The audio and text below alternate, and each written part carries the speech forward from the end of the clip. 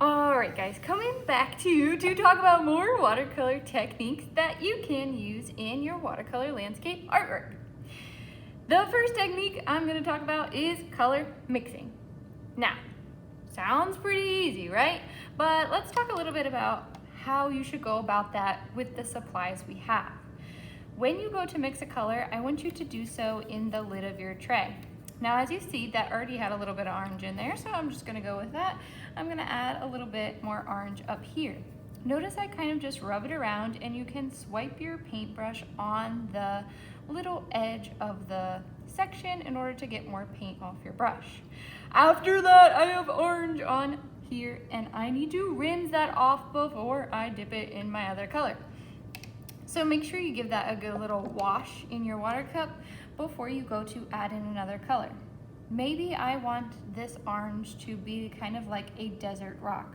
So I'm going to add in a bit of brown. Again, rinsing my brush if I get orange on it to add in the next color. All right, I think that looks pretty good. And I'm going to paint that on here. I'm gonna show you how to mix another color as well. I already have another brown in there, but maybe this time I want to add a little bit of red to that. Mix that together, and again, you can swipe it on the edge of the section. Mixing colors is really important when you go to create a watercolor painting. That's what makes your artwork unique and individualized. If everybody painted their artwork with the color straight from the inkwell, they would look pretty similar. Using color mixing helps you to get unique, individualized colors. And the colors that you see in our world usually are not these primary base colors that you see here. You want to mix in order to get a color that is a little bit more exact to the feature that you're trying to paint. Maybe this color could be used for a mountain. It's a little bit of a bluish gray.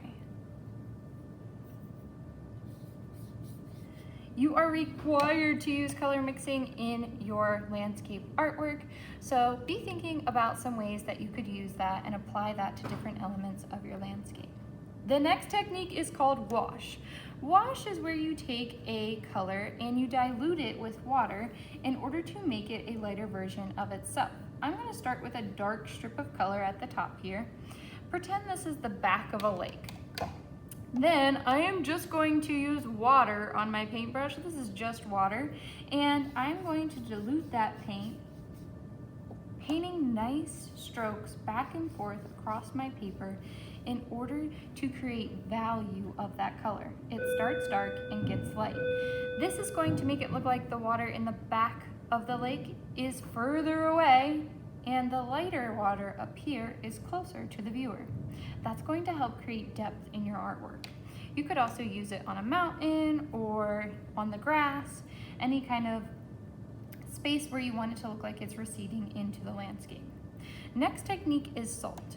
So salt is used to give texture to the work. So you're going to need to paint down some paint that has a good bit of water to it. So I'm painting down just kind of like a purple color, and maybe I go in, add a little bit of black and a tiny bit of blue. So that's the color that I have down right here. I'm kind of gonna pretend this is a midnight sky. Once I have that painted, I am going to take just a pinch it with your fingers. Don't try to dump it like this, you'll make a big mess. And I am going to sprinkle that onto the artwork. Now, as soon as you start to do it, that salt is going to take action. The action it takes is absorbing the paint from around the area that it has been placed. The salt is going to start to get darker, and you'll start to notice light rings around where the salt is. It's going to leave white little spots on the paint wherever those salt crystals are. This could be a good technique for sand, a sky, maybe for a texture on a tree or a rock, wherever you're trying to get different values in a kind of random format. The next technique is wet on dry. This is your most common painting technique where you are just trying to paint maybe something like a cactus or a tree or a deer. When you go to do this, your paintbrush should be slightly wet. You want to rub it around in your paint, and I would start by kind of outlining that shape, making sure to get the flow of the paint within inside your lines, and then using that paint just to fill in the shape.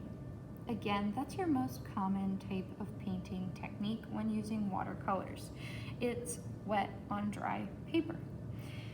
This is a good technique when you're trying to get precisely inside of lines, but you still have a good, decent area to fill with the paint.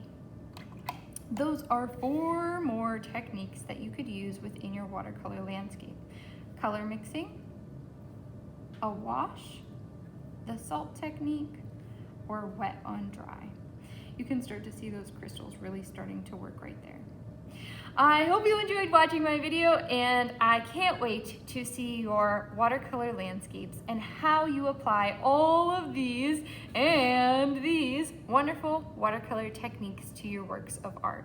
I'm so excited to see them. I can't wait to see you next time.